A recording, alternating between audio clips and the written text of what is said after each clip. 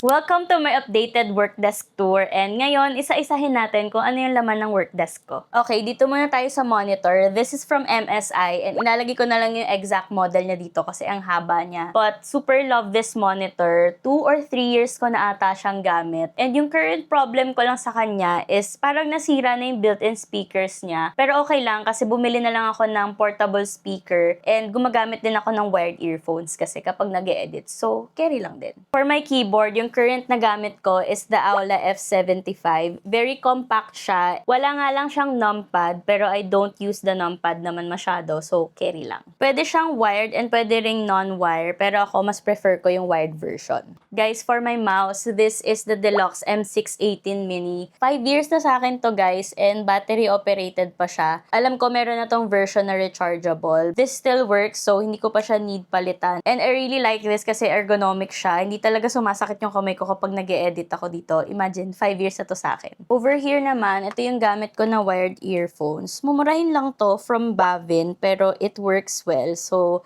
mas gusto ko kasi yung wired earphones kapag nag-e-edit. And then, I have my trusty Mac Mini M1 here. Ang tagal na rin ito sa akin. 1TB yung kinuha kong storage. And so far, so good. It's still working really well. And sa likod naman ng monitor ko, nilagay ko lang itong IKEA Tokabo lamp ko para lang meron siyang backlight. Over here, makikita naman natin yung mga kung ano-anong anik-anik lang talaga. Like, meron akong watch dito, and then mga spare batteries, mga photos, and mga gusto kong i-stamp puncher. Nilalagay ko lang dyan. Dito naman, since gusto ko tong laging nakikita para di ko nalilimutan suotin, I have my Garmin Forerunner 55 right here. And over here, I have my SanDisk drives lang para easy access sila. Over here naman sa side, I just have my journal stuff like ito yung mga pens ko pang journal, and of course, yung Hobonichi journal ko. Dito naman sa side, meron lang akong maliit na box. So, nilalagay ko dito yung mga i-unbox ko pa lang. And then, andito rin yung camera ko, my favorite.